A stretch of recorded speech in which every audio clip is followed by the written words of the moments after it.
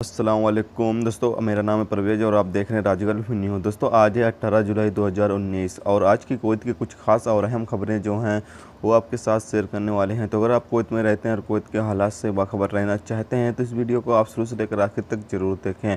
दोस्तों वीडियो पसंद आए तो लाइक और शेयर ज़रूर करें। दोस्तों जो मेरे दोस्त मेरी वीडियो को इतना लाइक करते हैं, शेयर करते हैं, उन सभी का बहुत बहुत शुक्रिया। दोस्तों आज की पहली खबर ये है कि कुवैत घरेलू रोजगार एजेंसियों के वर्कर्स फेडरेशन के सरबराह खालिद अल दिखान ने कहा है कि कुवैत में नेपाल के राजदूत प्रकाश माली के साथ एक बैठक के बाद जल्द ही नेपाली वर्करों के पहुंचने की उम्मीद है। अल राय रिपोर्ट के मुताबिक अल दिखान ने दैनिक को बताया है कि यह रिक्वायरमेंट बढ़ाने और काम पर रखने की लागत को कम करने के लिए घरेलू वर्करों की भर्ती के लिए फेडरेशन के जरिए किए गए कोशिशों के ढांचे के भीतर आता है, जो कुवैती फैमिली को उनके लिए सबसे बेहतर मुनासिब चुनने की इजाज़त देता है। इस हवाले से उन्होंने कहा है कि फेडरेशन अधिकारियों के साथ बैठक कर रहा था ताकि मुश्किलों को दूर किया जा सके और कुवैत में काम करने के लिए बेहतर नेपाली वर्करों को लाने की उम्मीद पर राय मशवरा किया जा सके और दोनों देशों के बीच ताल्लुकात को और बेहतर बनाया जा सके। दोस्तों अगली अपडेट ये है कि कुवैत में गैर मुल्कियों को कुवैत में सिविल आईडी पर नाम बदलने के हवाले से एक और मुश्किल का सामना करना पड़ रहा है, क्योंकि आईडी जानकारी में लाइटिंग में पहले और आखिरी नामों का जिक्र है जो कि बैंक एक्सेप्ट नहीं करता है और अपने डेटा को अपडेट नहीं करता है जो सालाना किया जाता है। कुछ गैर मुल्कियों ने कहा है कि बैंक में अपने डेटा को अपडेट करने के लिए अहलकार आईडी को एक्सेप्ट नहीं करते हैं, क्योंकि लाइटिंग नाम सिर्फ दो हिस्सों में है जो कि अपडेटिंग सिस्टम के विपरीत है, यानी कि उल्टा है, जो लाइटिंग नाम के साथ अरबी नाम के समझौते के लिए कॉल करता है जो 4 हिस्सों का होना चाहिए, अल कसाब रिपोर्ट के मुताबिक। तो दोस्तों आप सभी पता चलें कि अब जो आपकी सिविल आईडी में नाम में डिफरेंस होता है वो उस हिसाब से आपका जो बैंक में यानी आपका कार्ड होता है उसको भी हर साल जो अपडेट किया जाता है वो भी अपडेट नहीं किया जाएगा जब तक कि आपका नाम सही नहीं होगा।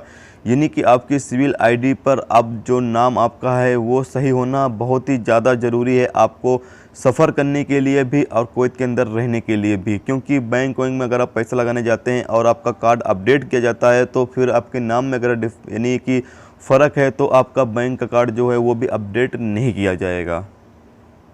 दोस्तों अगली खबर ये है कि कुवैत को एक नामालूम शख्स की तलाश है जिसने फाइल इंडस्ट्रियल एरिया के गैरेज के अंदर अपनी कार की मरम्मत की और फिर पैसे की अदायगी किए बिना वहां से भाग निकला।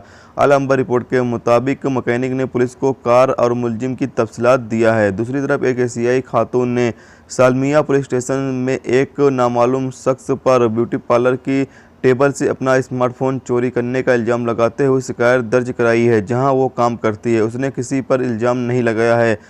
एक दूसरा मामला सिक्योरिटी एहलकार ने एक नामालूम सीरियाई को गिरफ्तार किया है जिसे 4 क्रिमिनल मामलों के लिए सज़ा सुनाई गई थी। उसे सज़ा डिपार्टमेंट को सौंप दिया गया है।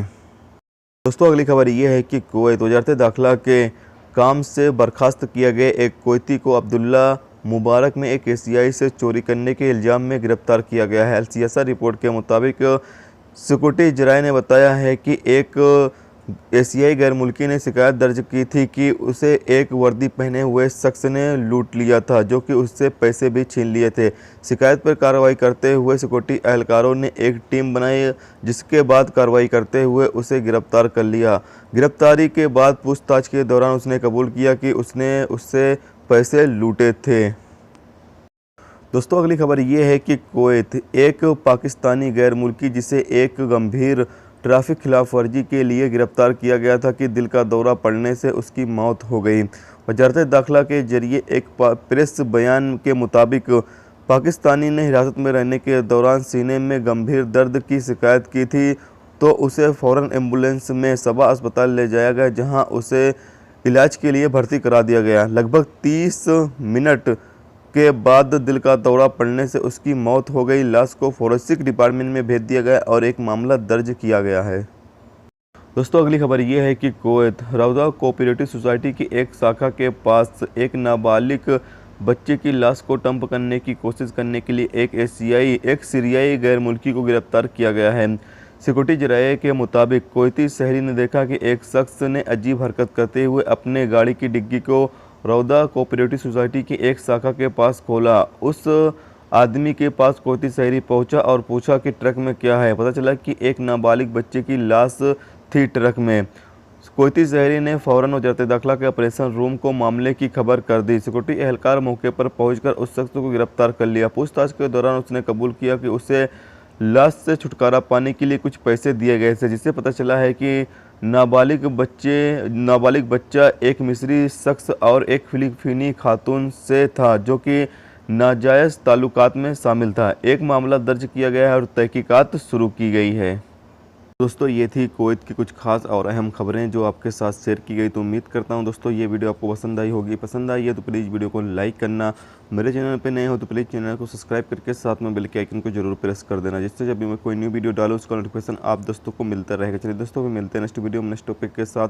जब तक रखिए अपना ख्याल, ओके, खुदा हाफिज़।